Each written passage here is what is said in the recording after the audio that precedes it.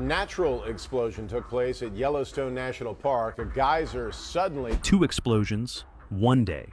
One location that has the entire global volcanological community refusing to sleep. Yellowstone, the supervolcano sitting beneath 45,000 square miles of American wilderness, just did something that monitoring stations have never recorded in the modern era. And the numbers coming out of Wyoming right now are not just breaking records. They are breaking the models that scientists built those records on.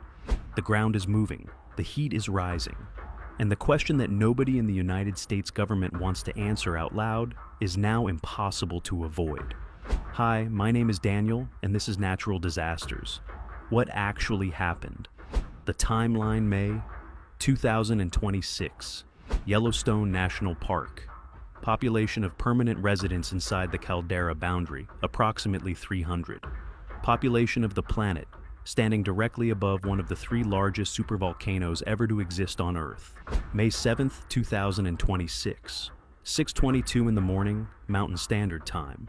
The first explosion detonates without warning in the Biscuit Basin hydrothermal area, located in the Upper Geyser Basin, approximately 2 miles northwest of Old Faithful.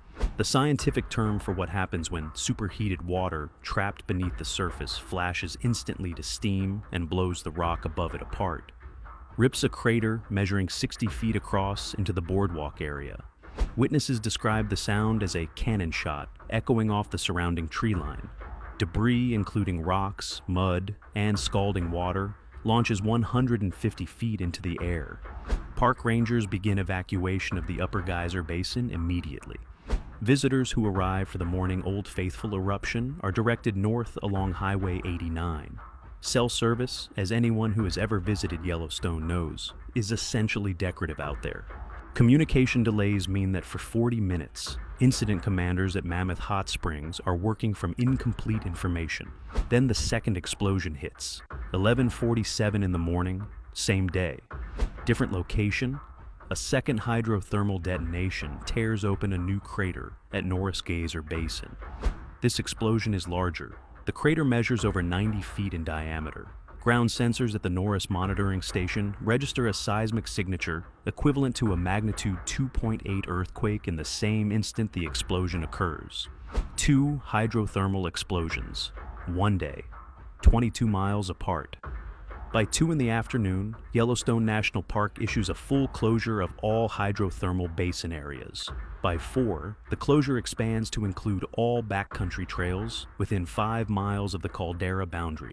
By 6, the Utah seismograph stations confirm that seismic activity in the park has elevated to levels not recorded since the swarm events of 2009.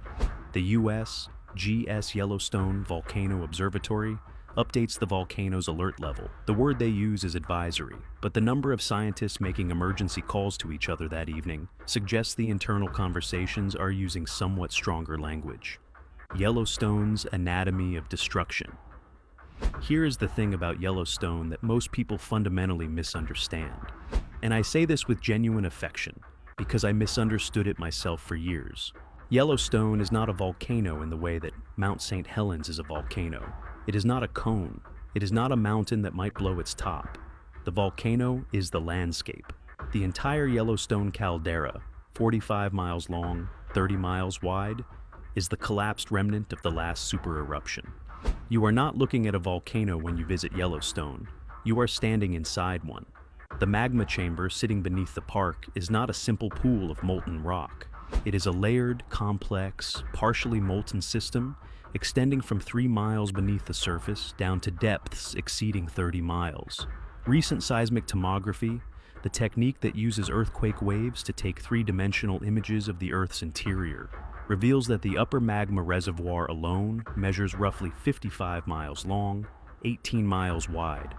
That is enough molten material to fill the Grand Canyon approximately 11 times. Below that sits a second, deeper reservoir, larger, hotter. The hydrothermal system layered above this magma is equally staggering.